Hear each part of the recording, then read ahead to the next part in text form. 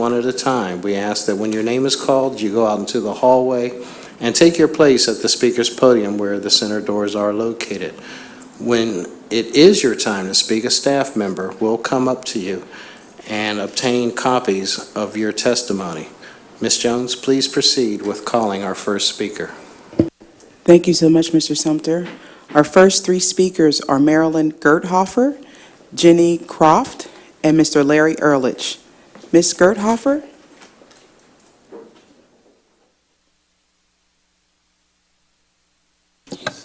Good evening. I am Marilyn Gerthofer. I'm from Sheridan, and I've lived there for 47 years. I raised a family with my husband. It was a beautiful place to live for children. About 10, 15 years ago, it started going downhill. We had some bad elements moving in. They didn't care, and everything just went downhill. Families were afraid, so they moved out. We have a lot of empty houses and a lot of empty buildings. We lost our supermarket, we lost our bank, and we lost our post office. So we have absolutely nothing. So what we're trying to do is to bring Sheridan up to code. We want to be able to live like we used to live. Everybody gets along with each other. Nobody has to go clean up after each other. Okay? The problem is we do have a banded school. Yeah, it was Schaefer. It was the original Allendale Sheridan School. We want to say that we're not happy about them selling it. We're trying to get our problems solved without bringing other problems into our community. The people are afraid that the Shine Center might cause more problems than we already have. So we're just asking you not to sell that to the Shine Center. And so if you could possibly think about that. I do have 134 signatures on these papers saying they do not want that to be sold to the Shine. Okay, thank you. Thank you so much for your time. Speaker number 2, Ms. Croft.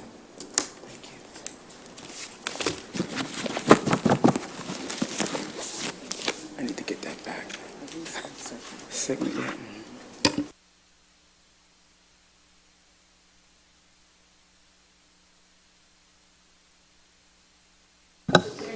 There we go. Good evening, Pittsburgh Public School Board. Thank you for giving us the opportunity to speak on behalf of the situation concerning Sheridan Elementary School sale. It's been a long time since I've been up here to speak in front of the school board. I have 7 children that went through the Pittsburgh Public Schools. Proud to say they all college graduates. You guys did a great job. Our concern right now is, I feel as many neighborhoods that we have legitimate concerns about the sale of Sheridan Elementary School. Sheridan has been hit very hard in the last couple of years, if everybody's known. We lost a grocery store, we lost a post office, we lost 3 elementary schools in our district, and our high school, and most recently we lost our bank. I hope you will think long and hard about who you will sell the building to. We have heard from numerous applicants through community meetings, but we feel at this time this is not a good opportunity to bring into our neighborhood. So we'd like you to consider, before you sell, look at the big picture, get the community input from the people that have been there all our lives. That's the only thing we ask. Thank you. Thank you so much. Speaker number 3, Larry Ehrlich.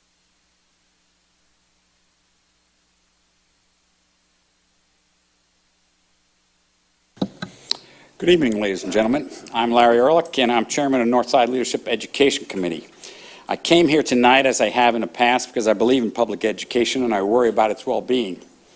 Though in reality, over the past 2 years, there has been much positive energy on the Northside schools. With the assistance of the Buell Foundation, all Northside second graders will visit the National Aviary, and the Aviary will visit all second grade classes. The Children's Museum wants to duplicate this with all first graders, while the Carnegie Science Center would like to offer a similar program for fourth or fifth or sixth graders. The Northside Y is interested in starting an after-school program which would include swimming lessons for the students of Manchester, King, and Allegheny. The Mattress Factory is working with the students at Morrow to help create a mural. Brighton Heights Civic Association is attempting to build a Kaboom playground at Morrow. Hopefully the district can help by opening up one of the buildings on the day of the construction and assisting in the paying of the insurance which is required for the playground. The community is raising $9,000 for the playground. The United Methodists have conducted a reading tutorial at Manchester for the past 4 years and is about to start one at Morrow. Finally, the University of Pittsburgh, through Dr. Branch, is interested in establishing STEM clubs at Perry and Schiller. Despite all these positive happenings, each of the previous mentioned organizations has expressed difficulty they encountered when approaching our schools. It took 6 weeks to set up an informational meeting at one school with the teachers, 4 visits, 6 phone calls, and 4 emails. The district has to make it easier for parents, communities, and organizations to work with our schools, or else those resources will merely go next door to the local charter schools. The second issue we hope the district will address is the need to maintain principal stability. Only 2 of our 7 schools have the same principal they had last year. This is not a unique problem, but rather one which has plagued us for the past 20 years. Principals need to be supported, encouraged, and remain in their building for a minimum of 5 years. When my children attended Manchester School, they encountered 2 principals over a 20-year period. Please help make it easier for our parents, communities, and resource organizations to work with you for the benefit of the children. Thank you very much. Thank you so much. Our next 3 speakers are number 4, Joseph Obervich, number 5, Adam Poznansky, and number 6, Dr. Karen Hacker. Mr. Obervich?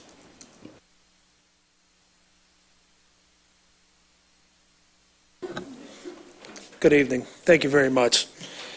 My name is Joe Orbovich. I grew up in Elliott. I've been there off and on since 1977. Currently, am a resident there again. Attended Thaddeus Stevens Elementary School in Elliott and graduated from Langley High School in 1992. There's been a big transformation in our neighborhood, as we know, that has been discussed. Elliott, Sheridan, Short Tiers, Craft, and Heights, especially, our businesses have disappeared.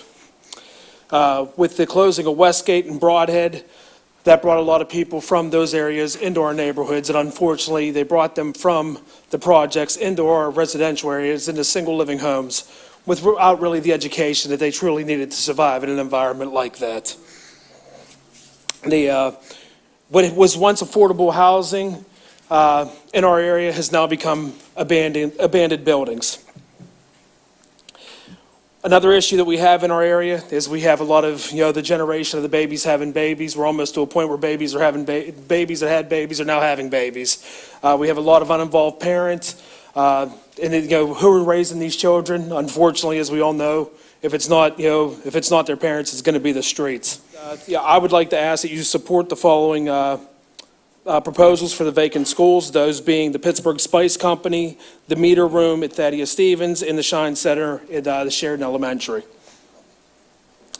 To tell you a little bit, you've heard some information about the Shine Center already. I would like to speak from an opposite view of the Shine Center. The Shine Center is going to be a community resource center for people of all ages for all of District 2 that could house resources for the community. A few examples of these possible resources would be an employment center, veteran services, adult and youth education, recreation support programs, computer training programs, organized community events. One question that folks have asked is why Sheridan? Sheridan is centrally located in one of the largest neighborhoods in the district. It's a few blocks away from Langley K through 8, where the majority of our kids are now, in the city schools are, now being filtered into. It is one bus transportation from Elliott, West End, Short Tiers. It's all one bus right there to the corner of where the Shine Center would be. I'd like to take a quote from the Tribune Review article that was posted yesterday. Amid empty storefronts, Sheridan residents hold out hope for revitalization. It says, Barb Byers, president of the Kiwanis Club of Sheridan, We need some sort of community center, a place that kids can go. Businesses have left Sheridan. Businesses are starting to come back to Sheridan, which is a good thing. They're going to be getting a public. Thank you so much for your time. We do have your outline. Thank you. Number 5, Adam Poznansky. Number 6, Dr. Karen Hacker.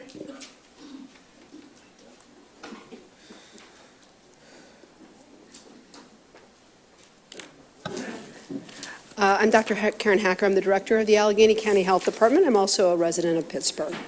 Since the 1990s in Allegheny County and across the country, teen pregnancy rates have fallen dramatically. Well, this is great news. We know what works. Evidence-based sexual education has played an essential role in this improvement. It's given adolescents the knowledge and skills they need to delay the start of sexual activity and to protect themselves when they do eventually become sexually active. Unfortunately, while overall teen birth rates are down, here in Allegheny County and Pittsburgh, we have seen great health disparities. In 2011, the last year for which we have data, black teen birth rates for 15 to 17-year-olds were over 6 times the rates for white teens and over 1.5 times the national average. Our sexual transmitted disease rates in Allegheny County for chlamydia, gonorrhea, syphilis, and HIV are all on the rise, with large disparities by both race and geography. For example, the HIV infection rate for the black population in Allegheny County is almost 5 times the rate for the white population. We know that adolescents are at particular risk for these outcomes, given their developmental stage, and we know that prevention works. Access to affordable, accessible healthcare services and health education is critical for young people before they become sexually active. To expand evidence-based health education programming, though, financial support is required. The grant that Planned Parenthood is proposing to submit represents an important opportunity to bring needed federal funding to the region for this purpose. The Department of Health and Human Services teen pregnancy prevention grants are only available every 5 years, so this opportunity is rare and we don't want to miss it. Extensive evaluation efforts in the past decade have provided clarity on what works to prevent teen pregnancy, and Health and Human Services has chosen 37 programs that are considered evidence-based. 2 rigorous studies of It's Your Game, Keep Real, the proposed curriculum, show that if 6th graders receive this instruction in the coming 2 years, in the future, a female will be more likely to have increased positive beliefs about abstinence, increased intentions to abstain from sex, more reasons for not having sex, increased contraceptive knowledge, and intentions to get tested for HIV and sexual transmitted infections. This knowledge could save her from unintended pregnancy and sexual disease infections, which in turn will increase her chances for school success and completion and pursuit of her higher goals. Delivering this program broadly in Pittsburgh Public Schools could have far-reaching implications for decreasing health disparities for Pittsburgh youth and giving all children a better chance at a bright future. I respectfully encourage you to support a... Thank you so much, Dr. Hacker. Thank you. Our next 3 speakers are going to be number 7, Edward Smith, number 8, Bernice Bermudez, and number 9, Michelle Walker. Mr. Smith?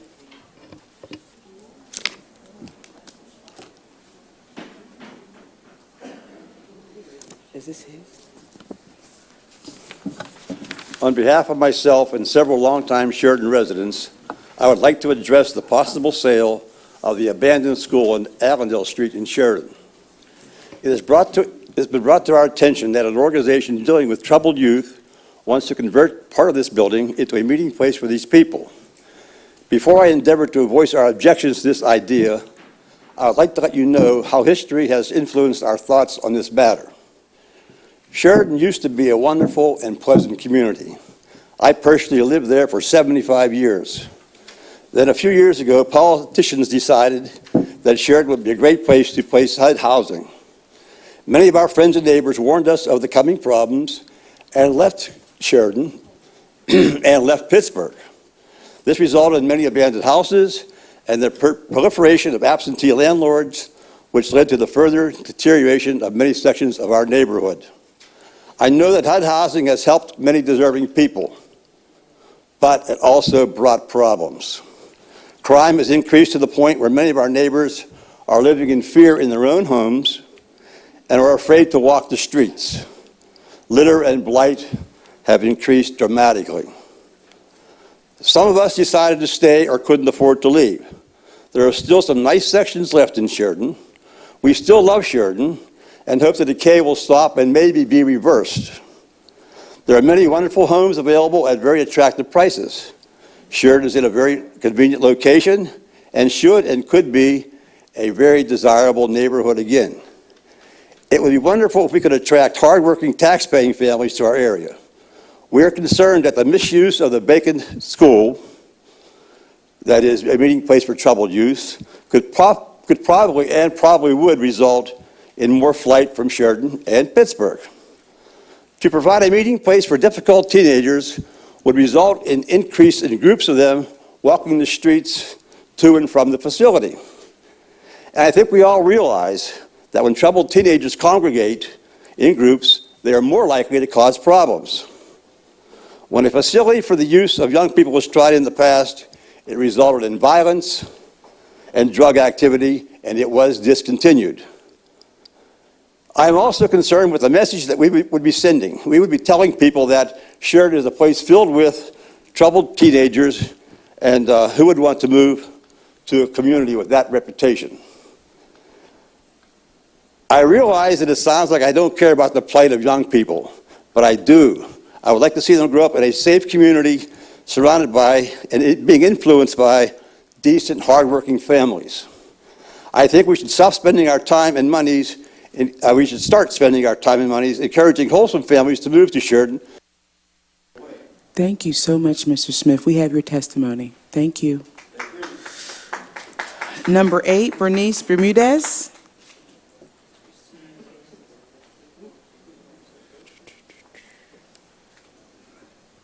Number 9, Michelle Walker.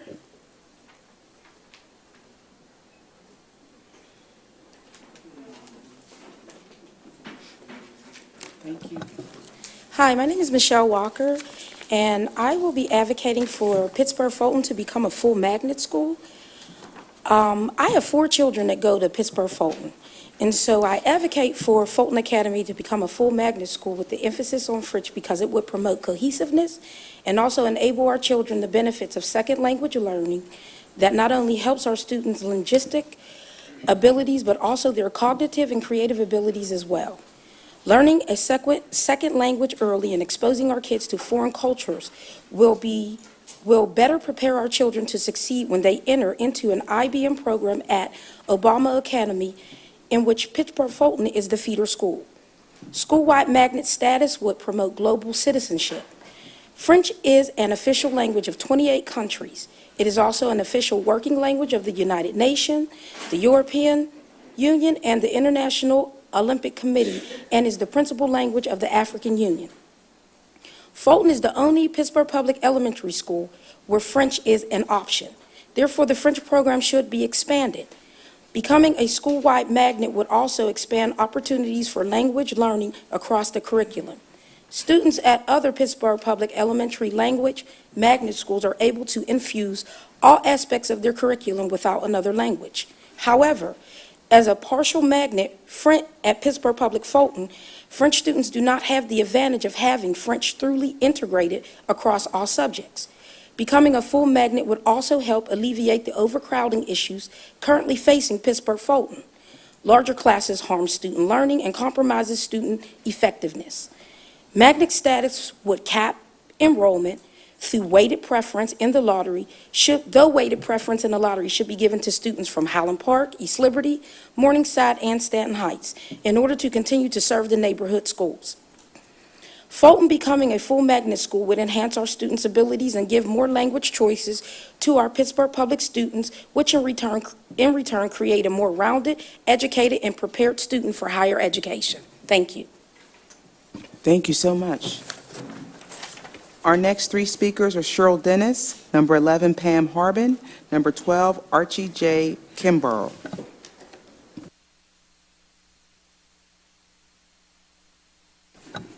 Hello, my name is Cheryl Dennis. I have 3 kids in the Pittsburgh Public Schools. I'm the co-chair of the Pittsburgh Local Task Force on the Right to Education. As many of you know, the task force, comprised of parents, advocates, community members, and district personnel, was created as part of the Park Consent Decree.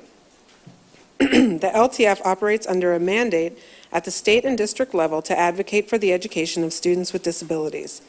Our voices include the frontline experiences of increasingly diverse parents and professionals who are committed to public education. We bring a variety of perspectives, including race, socioeconomic status, and English language ability. We work to ensure that the education of students with disabilities in the Pittsburgh Public Schools is appropriate, inclusive, and equitable. We also serve as a liaison and information resource for students and families. I'm here tonight to talk to you about 3 different things. First, to update you on the work of the LTF this school year. Second, to praise the board's passage of the resolution to adopt the transition recommendations. Thank you. Third, to highlight the need for targeted professional development, particularly around compliance with special education law and policies. This year, the LTF has become stronger and more diverse. Through outreach and work with new partners, LTF has brought together more parent voices. Our meetings now take place in local school buildings to help foster the dialogue between parents and the district. We were selected to participate in Parent Power to increase our organizing capacity for support from the Heinz Endowments and the Annenberg Institute. LTF also continues to partner with pro bono lawyers at the Education Law Center to offer the Education Rights Clinic monthly. This work is supported from FISA Foundation and the Allegheny County Bar Association Foundation. As you hear from your constituents and parents, please tell them to contact us. Please let them know that we are a resource for them to share their concerns and work towards solutions. Second, the LTF applauds the board for its January resolution that promotes inclusive, comprehensive, and community-based transition services for all students, and particularly students with disabilities. These recommendations are a step towards ensuring that all children in our district have access to inclusive, quality career and technology and post-secondary transition planning. Third and finally, we respectfully ask the board to do more, to build on the hard-won improvements to the education of students with disabilities. Specifically, we ask that the district do more to ensure that students with disabilities get the evaluations and services they need in a timely manner. At our recent LTF meeting, we learned that when parents express concern about their child's learning and try to request an evaluation for special education, principal or school personnel, the requests often go unanswered. Parents are told no. General education teachers report that they are not trained in the appropriate and legal way to respond to such requests. Tonight, the LTF... Thank you so much. We have your testimony. Number 11, Ms. Pam Harbin.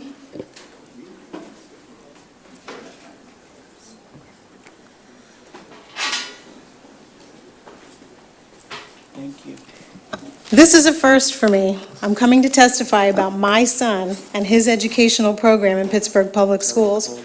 As a staunch advocate of public education and of PPS, I stand here tonight because all the letters I've written and the meetings I've attended to fight for my son's right to an appropriate education have made no impact.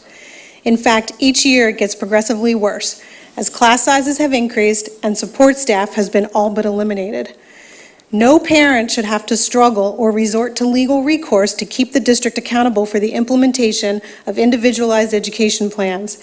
I shouldn't be put in the uncomfortable position of standing up for my son's rights with teachers and administrators who would like nothing more than to have the resources they need to meet his unique learning needs. But I'm committed to inclusion, and I believe the district can educate my son and students like him in every Pittsburgh public school with the proper resources and support. My son's in 6th grade. Despite the efforts and dedication of strong principals, highly effective teachers, and special education support staff, my son's IEP is persistently out of compliance. How can this be? The special education program, Collaborative Consultation with Special Education Support, was created in 2012 to enable students with disabilities to participate and make progress in the general education classroom by providing support to the general education staff. In this model, general education teachers and special education teachers are equally responsible for the delivery of special education services and must be given time to collaborate. Unfortunately, Pittsburgh Public Schools allocates special ed staff to buildings based on numbers of students with IEPs, not by needs of students.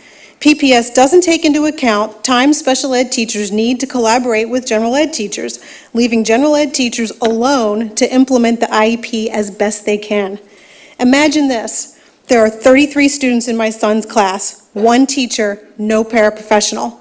The special education teacher assigned to my son does not have a schedule that allows her to spend any time with my son in class, observing him to identify and define his educational needs, or to spend time with the general education teachers to collaborate. I've watched my son's dedicated teachers struggle to implement his complicated IEP with no support. They have been all set up to fail. The district is responsible for implementing and monitoring the delivery of special education services and to ensure compliance with IEPs under federal law, even when public education is grossly underfunded. I recognize the challenge this presents, but you must do this. Therefore, I leave PPS leadership and board members with the following call to action. 1, ensure special education teachers are given time to collaborate with general ed teachers to support students who are fully included. Allocate special education staff based. Thank you so much for your handout. Number 12, Archie Kimbrough. Our next 3 speakers will be John Lackner, number 14, Mr. John Canning, and number 15, Ms. Latasha Mays.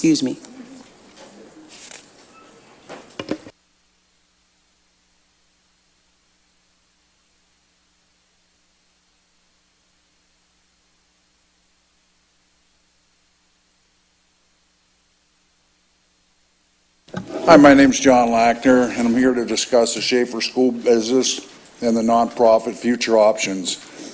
I believe the best option for the school would be mainly a Wounded Warriors Veterans Project facility run by them.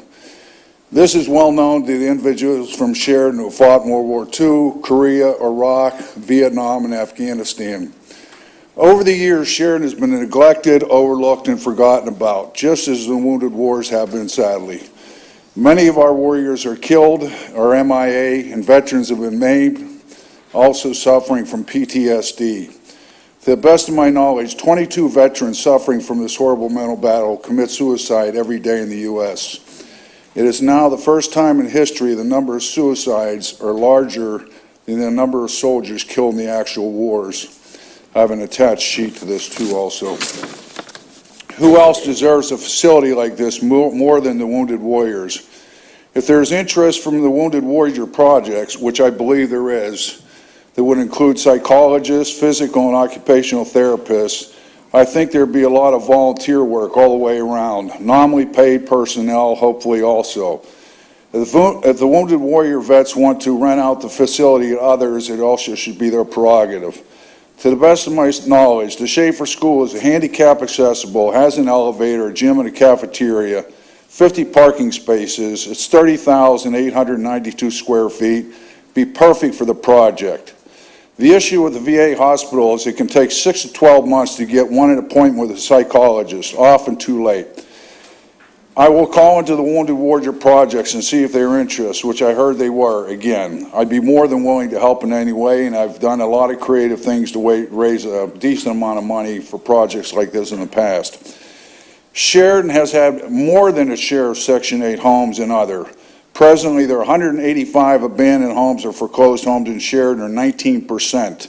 And right now, there's 60,000 war vets who are homeless. There should be all types of housing. There should never be any type of housing in the Schaefer School.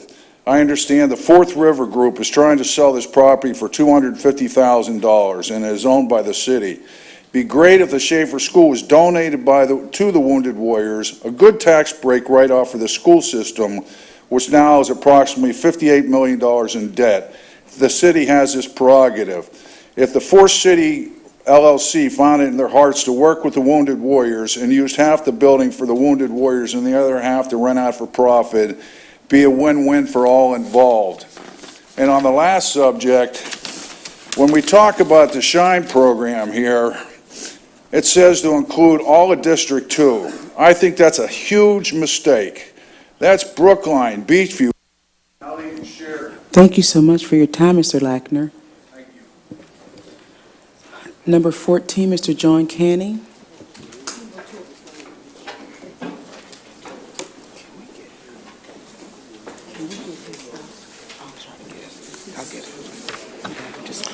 Good evening, school board directors. Some of you might recall that I spoke here last month about the value that we feel that school principals in the district's buildings, those principals that have had years of experience and tenure in those buildings, the importance that they have as the educational leaders. And I would like to express my appreciation to Dr. Lane for responding to the concerns and I thank her for that. Over the past few years, a group of Northside residents, mostly parents and grandparents of students attending the public schools in our community, have been meeting as part of the Northside Leadership Conference's Education Committee to better understand how we can work toward making the schools in our neighborhoods the schools of choice for Northside youngsters. Drawing data from the public schools website and from the city's planning department, there are close to 3,500 students attending the 8 schools in our section of the city. This does not include the students at Oliver, Conroy, and Clayton. It does not include the students from the north side who attend public and private schools, and it does not include the students from the north side who attend the two charter schools. Therefore, the 3,500 public school students make up more than 7% of the population of the north side. This is a sizable part of our community. We want the best educational opportunities for these students, and we sense that you do as well. Several years ago, when the leaders and directors of the Buell Foundation decided to focus their attention and their financial commitments to Northside issues, the issue of education became one of the top 3 issues to be addressed. I'm sure that many of you board members, as well as many of the district's administrative staff, are conscious of this wonderful and exciting commitment to the North Side by the Buell.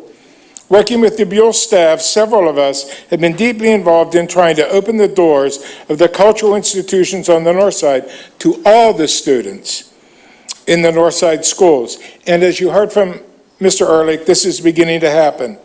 As my friend Larry Ehrlich has stated, we urge the district to do all that's possible to make these opportunities as easily accessible as they can be.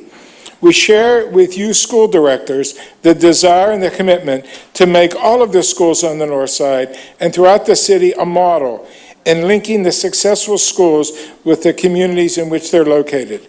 And the important process of this is to make it so easy to connect the people in the community with the decision makers in each one of those schools. And that's what we've been trying to do over the past month. Thank you. Thank you so much. Speaker number 15, Ms. Latasha Mays.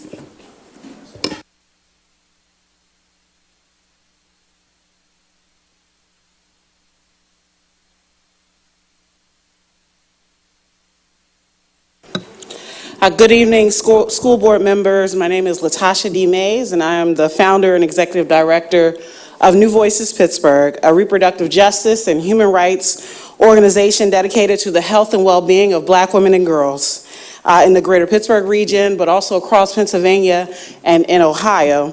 I speak this evening with a statement of support for any effort to leverage resources and fully implement comprehensive sexuality education for students matriculating in Pittsburgh Public Schools. An effective curriculum we encourage the district to adopt is the It's Your Game, Keep It Real curriculum that is culturally competent to serve the needs of students of color. This curriculum was tested primarily and extensively among Black and Latino students. For the last 11 years, New Voices Pittsburgh has built a powerful intergenerational movement for reproductive justice led by Black women, and we are deeply committed to the human right of each of us to control our bodies, our sexuality, our gender, our work, and our reproduction. Our commitment runs deep in supporting Pittsburgh Public School students by initially supporting their efforts to win a basic version of comprehensive sexuality education between 2007 and 2009, by providing training to young Black women in the district to actively resist homophobia and transphobia in their school, which was Pittsburgh Westinghouse. And also, we piloted a program in 2010 to teach young Black women about sexual and reproductive health, to provide them mentoring from influential Black women in our community, and to train them to become community organizers themselves. What was a pilot is now a full program with a compelling curriculum and leadership development modules for Black women and girls ages 12 to 24 that we are actually recruiting for right now, and applications are due this Thursday, February 26th. Comprehensive sexuality education is a critical pathway to decrease health inequities and health disparities among students of color.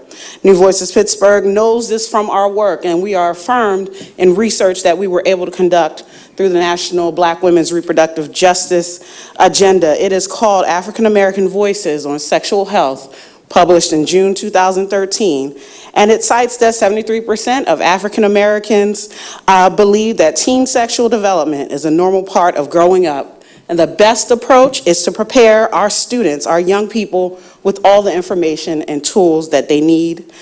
We urge the Pittsburgh Public Schools to adopt this curriculum, and we thank you for this opportunity to speak with you tonight, and we affirm the right of us all to have complete health and well-being. Thank you.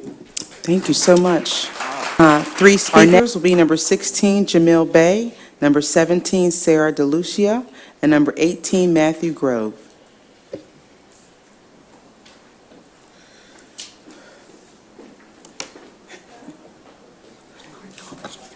Good evening. Some of the young people with whom I work, was talking to them this Saturday. They attend Perry High School, and the kids were telling me that one of the young ladies, one of her teachers started the school year. The others, all of our other teachers came in since the school year started. They're all substitutes. One of the young men that was with her, she said, he confirmed that pretty much many of the teachers that are at Perry are substitutes. I can't verify that since Saturday, but so that is hearsay. I don't know that to be true or not, but the perception that the students have that this is what's happening makes the point that I've been making since the last 3 times that I've been here. The current structure that we have with the school board, the relationship that they have with the superintendent and the schools, has not adapted to the realities. The old structure is not nimble enough to address what's happening on the ground. I have 3 letters here, one from Cheryl Ruffin, who's a pastor at St. Paul Church in Knoxville, another from Jerome Jackson, who's the executive director of Operation Better Block in Homewood, and the other from State Representative Jake Wheatley. I'm going to quickly read just the gist of it. But if Pittsburgh is going to accept its challenge and become one of America's most livable cities for all of its residents, then it must improve its options for quality, free, and public schools. As our mayor has stated, Pittsburgh must keep developing as a city of learning, a city committed to exemplary education of all of its citizens from birth to career and from career to a lifelong learning. Today, across this city, thousands of parents send their children off to school, a little late, in the cold, but with little hope or expectation that the currently available option provides much chance of improving their children's possibilities for a promising future. We can and must do better. We must be willing to challenge a system that is not serving these children. We must embrace constructive changes and empower parents with free and public school options that breathe hope into their children's futures. To this end, I'm the board president for the Robert L. Vann Charter School, and we've been engaging parents. We're working on collecting 1,000 signatures on a petition and many of these letters that affirm that the support for free and public school options for families of Pittsburgh. Thank you for your time. Thank you so much. Number 17, Sarah DeLucia.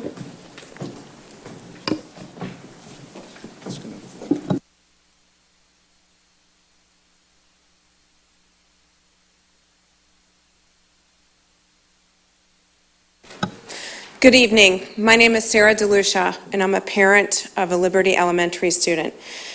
I'm here tonight because the board is preparing to make some difficult decisions regarding the district budget for the next school year, and programs are being looked at for possible elimination. It's been brought to my attention that one of the programs is the instrumental music program at Liberty. I'd like to assist you in your decision by presenting some information which will show you why the instrumental music program at Liberty Elementary should be retained and fully supported by the district. A document published by the Music Educator National Conference called The Benefits Study of Music outlines some of the points that I'll make tonight. First, success in society is improved by students with strong instrumental music training. Mastery of arts is as closely correlated to high earnings as technical knowledge. Involvement in the arts is an avenue by which high-risk youth can acquire competencies necessary to become economically self-sufficient over the long term. Secondary students who participated in band or orchestra reported the lowest lifetime and current use of all substances, such as tobacco, alcohol, and drugs. The next accomplishment is success in school and learning. Schools with music programs have significantly higher graduation rates than schools without them. Students in top quality music programs scored at least 22% better in English and 20% better in math than those with deficient programs. Students of music score higher on SAT scores. Nearly 100% of the winners of the Westinghouse Siemens competition in math, science, and technology for high school students play one or more instruments. I personally chair the Westinghouse Women in Nuclear Scholarship Judging, and I can tell you from the past 3-4 years, all of our winners and top finalists play at least one musical instrument. So we can talk about success in developing intelligence. Children with music training have better verbal memory than those without music training. Mastering a musical instrument improves the way human brain processes parts of spoken language. Playing a musical instrument enhances the brain's sensitivity to speech sounds. Musicians serve as ambassadors of the school. Part of the appeal of Liberty is that we have a music program. If it's taken away, families might choose to look for other options. Looking around, I see high achievers who probably had music education, and I hope that my children can have this too as part of their public education. I have some quotes here from former politicians. Thank you so much. Number 18, Matthew Grove.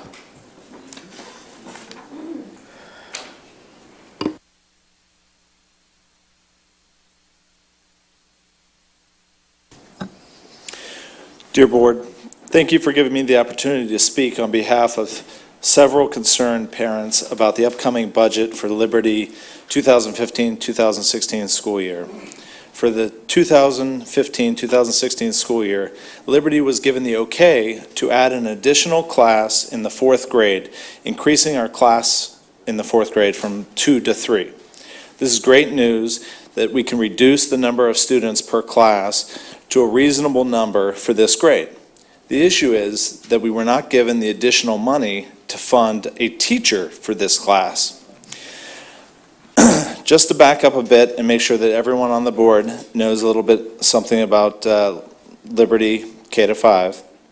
Liberty is one of the highest PSSA scoring schools in the district and has one of the lowest achievement gaps between the races. We are predominantly an African American school with only about 17% of our students being white. And the gap between the African American students and white students on the district average was actually 1 in math.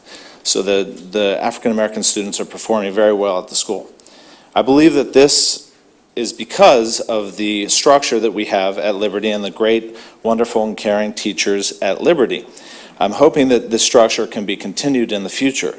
Unfortunately, when we add classrooms but don't add funding for teachers, it makes us cut certain programs like Sarah had just mentioned, the instrumental programs, and so that our teachers don't have the extra time, that they have the flexibility in their schedule to take care of the students' needs and discover the gaps and then close those gaps. We are also one of the few schools that do not have an ITL2 assigned to our school. I understand that we have a budget crisis, but I believe that this is an extremely short-sighted budget that was given to Liberty for the upcoming year. The lower budget is going to cost us more in the future when families decide to move to the other options, such as environmental charter school, which has 60 teachers and less than 600 students, and to the other options for the schools in the district. I think that we will not be deciding on whether we should add additional classes and teachers, but we will be deciding on what other schools we can consolidate in the future with the mass exodus of our students. Thank you so much for hearing me, and I hope that you reconsider the budget. Thank you so much. Our next three speakers are Mr. Jett, number 20, Arnold Perry, and number 21, Lewis Downing. Oh, miss.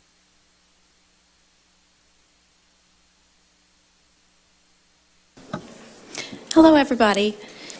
My name is Abby Jett. I'm a resident of the South Side, where we enjoy a wonderful life with wonderful friends. And we're raising our 9-year-old twins, our twin daughters, who attend Phillips Elementary, along with many of their other neighborhood friends. And I'm also a nurse practitioner, which gives me a different insight on the topic of adolescence and sexuality. So I was very excited to hear about the partnership that Pittsburgh Public Schools and Planned Parenthood are exploring, because it could benefit my girls and their friends and classmates. As a nurse practitioner, I have cared for thousands of adolescents, mostly girls, but certainly some boys as well, and have seen the effects of unplanned pregnancies and sexually transmitted infections, as well as the consequences of other ill-advised or unadvised choices. Because of this, I'm probably more willing and able than many parents to discuss the topics of puberty, the changes my girls will experience in their bodies and their brains, and to answer questions about anything that they are willing to ask. While my kids have access to this information, I imagine many of their classmates don't or won't when the time comes.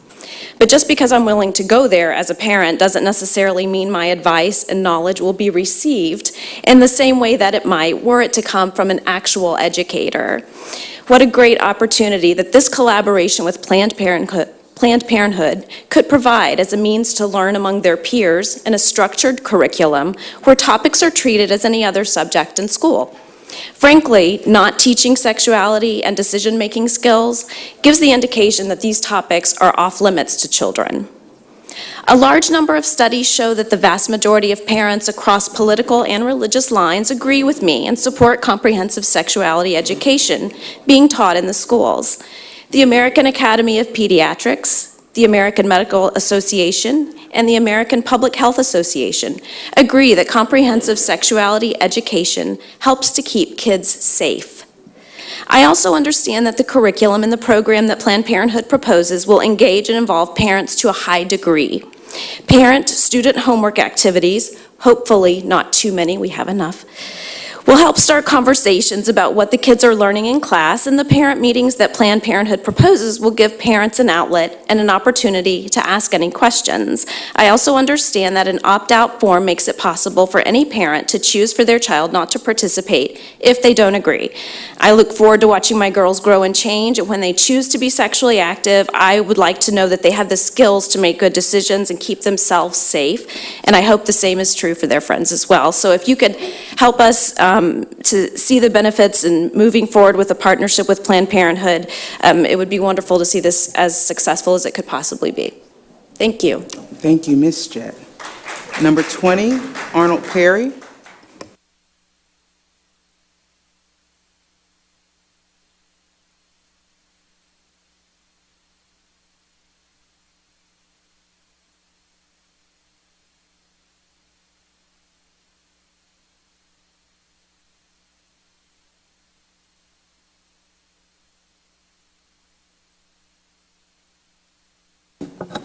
Good evening. I'm back again. I said I would. Ranking to be ashamed of. I hope everyone has read that. Pittsburgh future, a ranking to be ashamed of. Our children in the public school system is one of the worst in the nation. Failing schools, red line, and our people, Afro-Americans, wants a change. This redlining got to stop, and it begins with our schools. I support Robert L. Vann because it's a means of choice. I see some people in here that I used to attend, or I used to go and buy food or candy from their parents, grandparents' stores. It used to be on Lincoln Avenue. With this petition, we're going to have a confidence vote in our community, and we're also going to be picking up signatures about voting on people who are sitting at the table. It's a time for change. And I don't even have a child that's in the Pittsburgh Public School system, but I'm one who's going to speak up for the people of my community and also for making things be a lot better. I think that Helen Faison School in Tioga is a disgrace. I used to travel there because I was a director at East Hills Public Schools, and I was the one that organized the Colfax School to come to the community center. And until we get a change, the petition is going to grow bigger and bigger and bigger. There's going to be more and more calls to every one of y'all because it just can't continue like that. I'm sorry that I'm not speaking real well because I'm kind of ill and I had back surgery, but I'm going to come before you every chance I get until some changes happen. Even if I have to get money to bring an attorney to file suit, because this isn't right. There has to be a change, and I'm asking y'all, please vote for Robert L. Vann Charter School. Have a blessed day, everyone. Thank you so much. Number 21, Louis Dunning. Dunning. There you go. Hi, my name is Louis Dunning. I speak for the poor and educationally disenfranchised people in our community.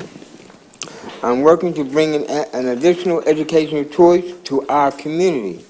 We want educational action and opportunity in our community. There is power in the vote. Vote yes for Robert L. Vann Charter School. Thank you. Thank you. Our next two speakers are number 22, Anita Wilcox, and number 21, Anaya Haley. Number 22. Good evening. The Pittsburgh Promise is not what it's cracked up to be. 49% can barely pass SATs. 62 to 80% can only attain jobs that's well below our poverty levels. Pittsburgh isn't the most livable for all of us, educationally separate and not equal. I am Anita Wilcox, a great-grandmother, a mother, disabled, but I don't sit on my hands when it comes to children in the community. I worked for many years with Reverend Dawkins and other political leaders. I've been on national staff to the Democratic Party. And our children deserve a quality education. We deserve and demand proper representation by our elected board officials. You promise the world to get elected, but and you fail to deliver. We must say yes to vote for Robert L. Vann Charter School.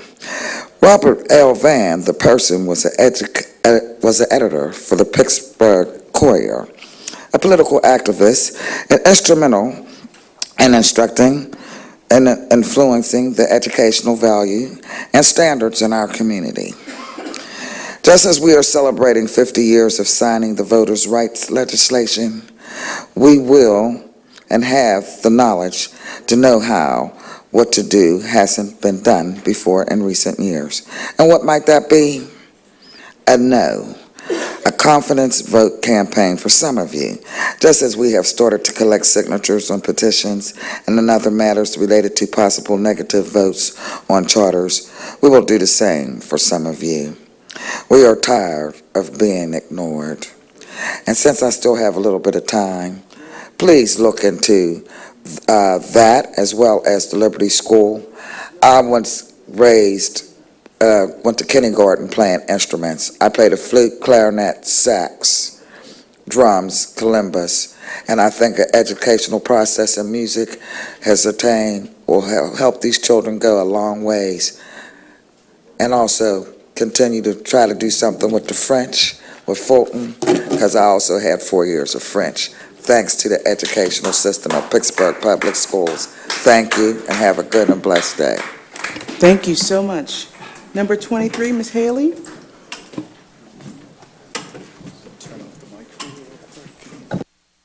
There you go. Okay. My name is Anaya Haley.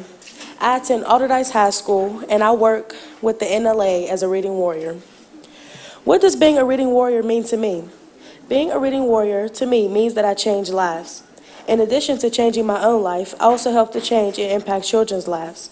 By reading to them every day, I carve a path where my students can become proficient to advanced readers.